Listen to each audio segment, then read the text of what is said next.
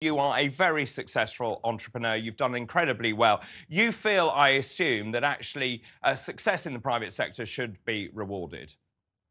Yeah, certain people should be. Obviously, we've got two types of bosses. You've got the greedy fat cats that do nothing and just draw off a ridiculous salary where they're profiteering off of people, such as banks and the gas board people and some financial people, fuel people, energy people.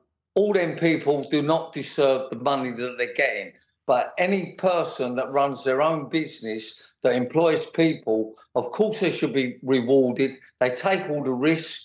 They're the ones that are going to get ill. They're the ones that are going to lose their house.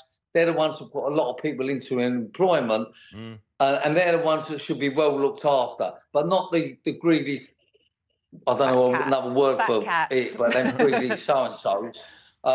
They should not be rewarded. Their money should be cut down by half and given to the workers. I'm a great believer that anybody that goes to work should be given a fair day's pay for a fair day's money. I don't believe in minimum wage. I've never paid it all my life. I never will pay it. I always double it.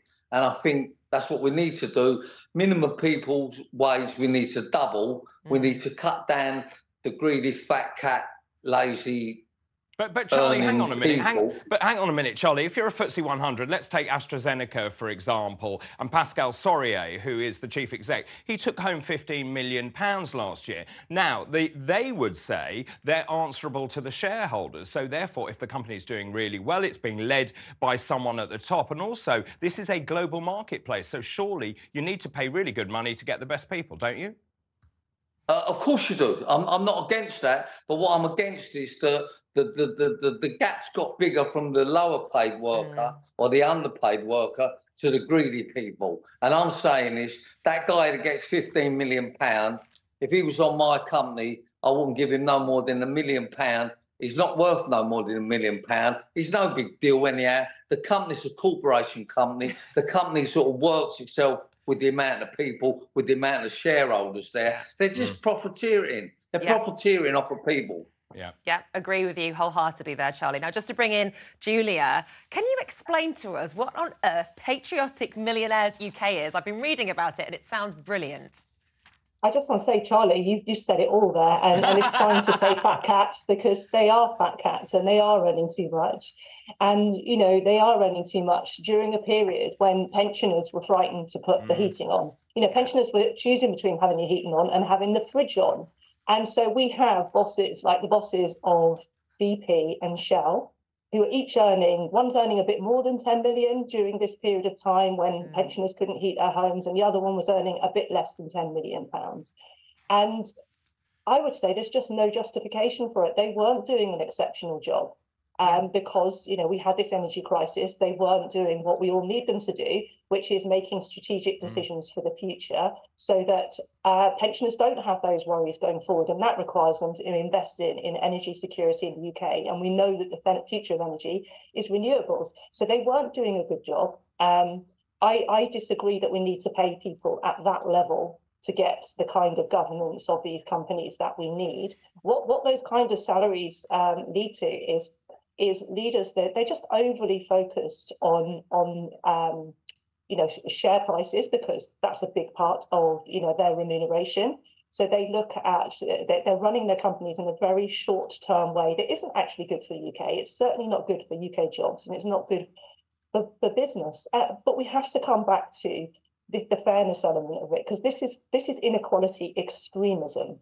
So it was bad enough in 2021 when these people were earning 108 times that of an average British worker. But during a time when families were struggling, they'd just come out of COVID, that went up to 118 times what an average British worker was earning. And there's just no justification for it. Julia, they are not doing that much better a job. Julia, can I just jump in and ask you about public sector pay?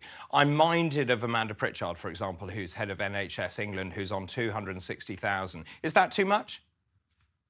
I think she's doing I'm no doubt she's doing a really significant, responsible job. whether that's too much or not, but that is considerably less than 15 million. Indeed. That's considerably less than 10 million. So let's look at those first. We're talking about chief executives of these companies that are earning, such a disproportionate amount of money. So one of the figures that really hit me was that within the FTSE 350, which is like the top, 350 companies in the UK, they paid 570 executives £1.33 billion. And I did my own little calculation, and I worked out that you could get about 14,000 head teachers for that. So I would say that running a school is a pretty difficult job. It's a job that's getting more difficult all of the time. Lots of complex decisions to be made. Absolutely. A lot of financial decisions to be made. So are these executives really worth that much more than a head teacher? Now, I'm not saying they should be paid the same as a head teacher, because there is this difference between the private sector and the public sector. I'm with Charlie on that. People who run businesses, they take risks. They're the ones that are still carrying on, whether they're ill or not. Yes, people should be rewarded for working hard and taking risks and creating jobs. But these people were profiteering at a time when small businesses were just struggling right, left and centre. So there are businesses in the hospitality sector, there are businesses in the retail sector, the service sector. They are struggling, and they're struggling because the energy bills that they are being landed with, while the bosses of BP and Shell were earning £10 million. Do you know what I think the answer is, Julia? Reasonable. And David. Yes. And Charlie. I think we need to have more working people on the boards of these companies to join in on the decision-making process. And thank you so much, Julia Davies and Charlie it would Mullins. be lovely to hear these. It would be lovely to hear these people and hear what they got to say. I'm with you. I'm with you to be too. a fly on the wall on those board meetings. But we have to move on now, Charlie, unfortunately. Thank you so much for joining us.